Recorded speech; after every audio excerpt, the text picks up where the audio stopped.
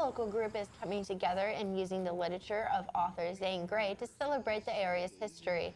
The One Love training program is actively helping students build positive relationships and avoid negative ones. And WMCO is busy preparing for the upcoming College Radio Day celebrations. We'll have all those exciting events and more here on the Muskie Daily.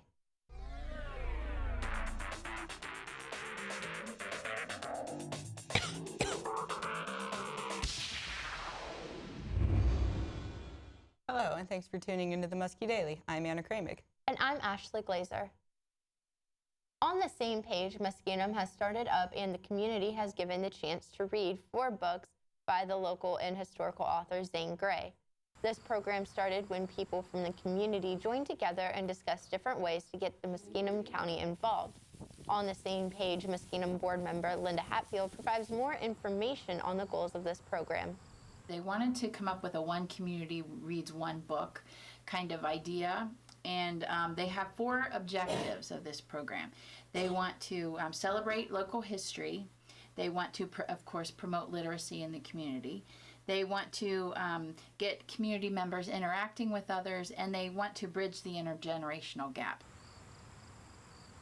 The program is focusing on this year on Zane Grey and his books, Betty Zane, Riders of the Purple Sage, and The Young Forester, and Grey's bibliography, Zane Grey. His life, his adventures, his women, written by Thomas H. Pauley. These books are being given away for free and on loan at the Muskingum County local libraries. Around 500 books were provided by local sponsors and foundations for the community to take. On the same page, Muskingum is looking to have another community read for next year. For more information, call the number located at the bottom of the screen. One Love is a training program that is designed to help educate students on the differences between healthy and violent relationships. This program was presented to the Greek student body on September 16th. Director of Student Affairs Stacy Allen says that the board program began with the Greeks because she believed that they could be relied on to participate in the program and to share their reactions honestly. Allen says that it is also because the Greek students are so involved on campus.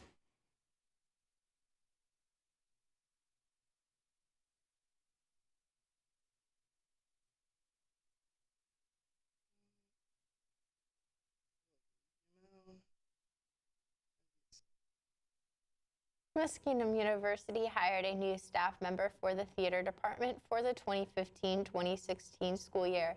James Bohr, instructor of theater, worked professionally as a theater director in New York City for 30 years. He spent many years directing off-Broadway and regionally. At Muskingum, Bohr has been busy working on the production of Proof, a Tony Award and Pulitzer Prize-winning play that ran on Broadway in the early 2000s. Bohr said that he is excited to put on this production in less than a month and is pleased with how it is coming along. Bohr also detailed how impressed he is with the Muskingum University's faculty's incredible kindness and openness, as well as the generosity and commitment to the students and his cast and crew. Bohr admits he didn't know what to expect after coming to Muskingum, but he is currently enjoying himself immensely, stating that as long as he is directing or shaping productions in some sort of way, he is pleased. There is a new play coming to campus.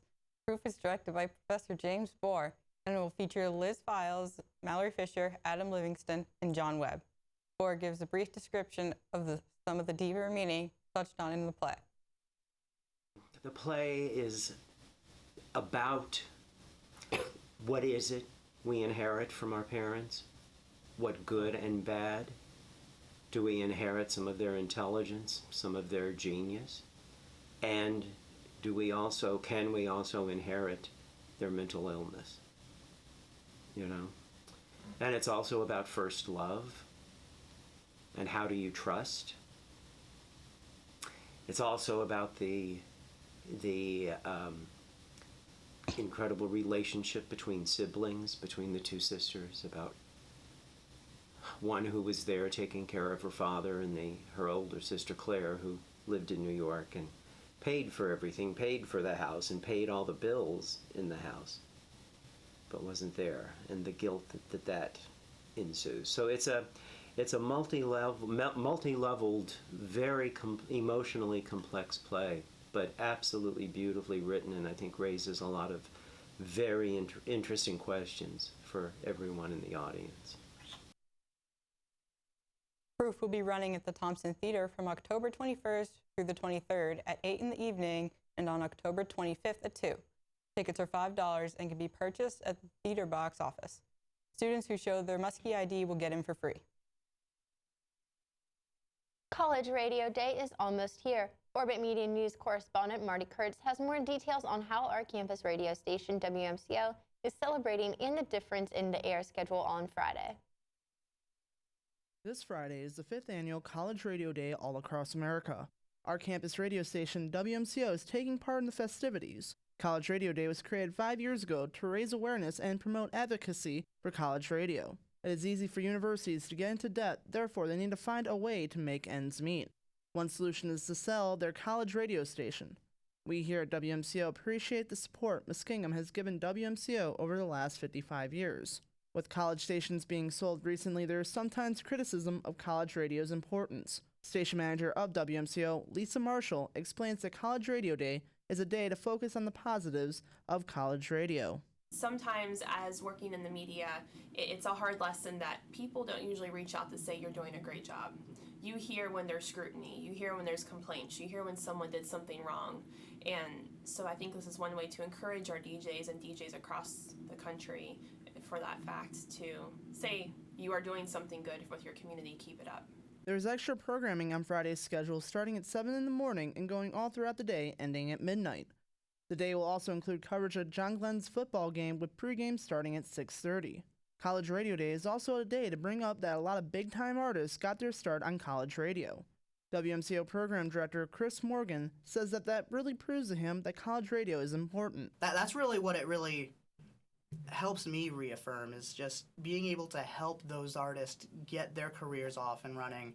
And that really brings a certain satisfaction to me when I think about stuff like that. To listen to our coverage at College Radio Day, you can listen to us on FM 90.7, go to TuneIn and look up WMCO, or go to our official WMCO app. You can also go to orbitmediaonline.com or our Twitter handle @Orbit907News throughout the week to get more updates and the schedule of who will be in the studio. For Orbit Media News, I'm Marty Kurtz.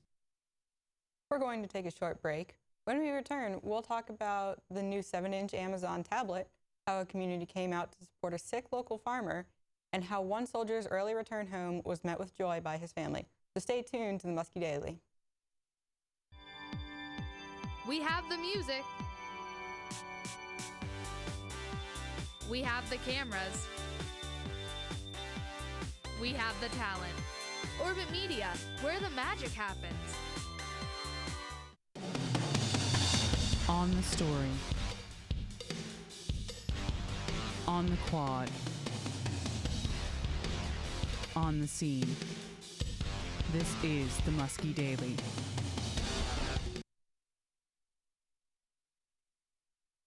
Amazon begins shipping its new 7-inch Fire tablet today.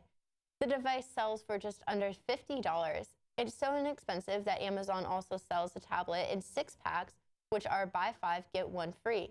The Fire tablet features a quad-core processor, front and rear-facing cameras, and 1-up and 128 gigabytes of storage. Amazon says that the product is designed specifically for watching online media.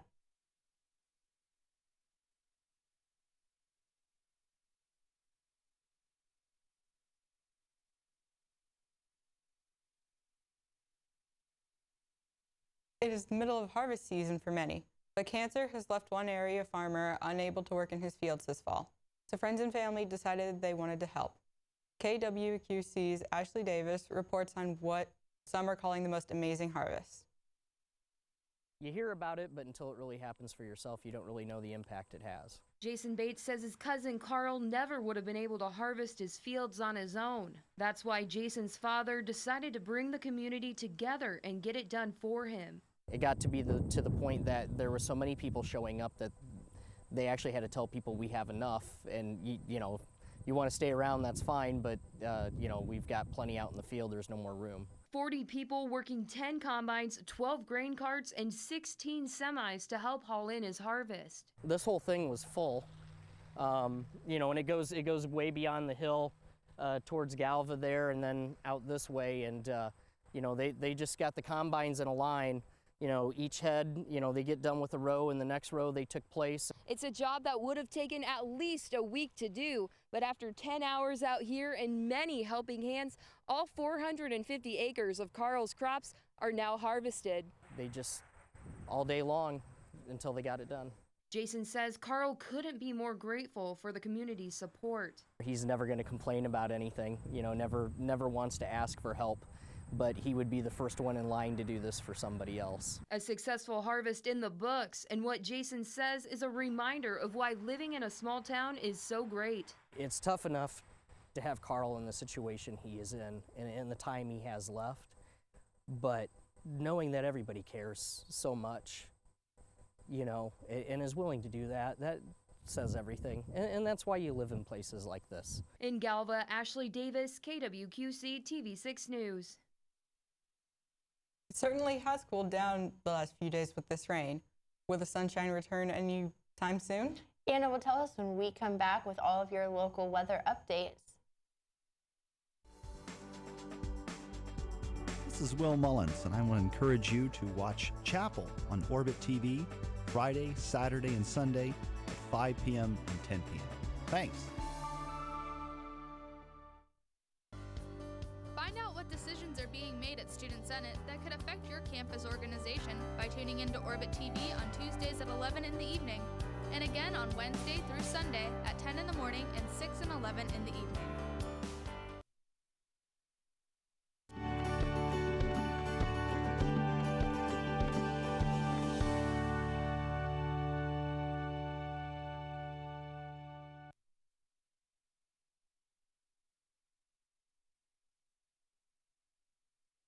Tonight will be mostly cloudy with a low of 49 degrees.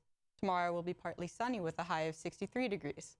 Tomorrow night will be mostly cloudy with a low of 47 degrees. Here is a look at your extended forecast.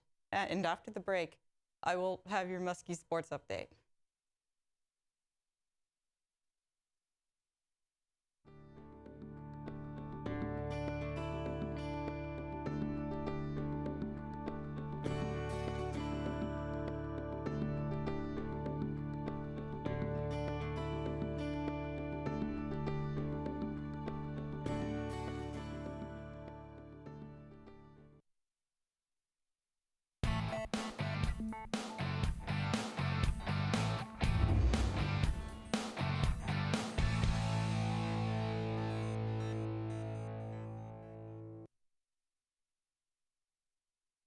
Update. On Wednesday, September 23rd, the Muskies women's soccer team battled Oberlin College. The women of Oberlin won the game 4-2 at McConaughey Stadium. Oberlin opened up the game with just 2 goals in over 1 minute. The Muskies continued to fight back and cut the lead down to just 1.5. The Muskie goals came from senior defender Haley Dickey. The Muskies have been dealing with injuries from the majority of their team, but are starting to see some players return to the pitch. The Muskies will try to improve in some areas on the field heading into conference play.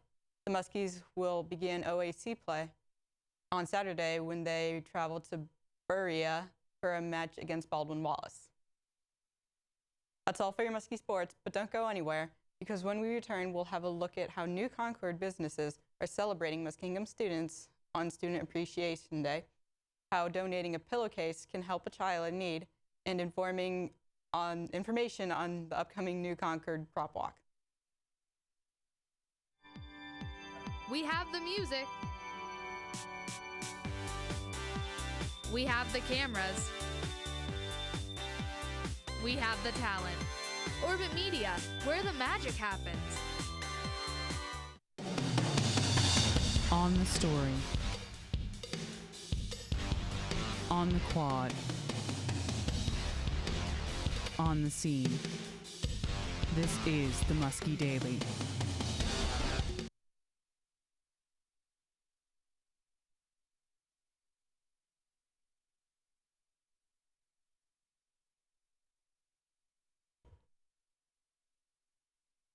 That's all for today's edition of the Muskie Daily.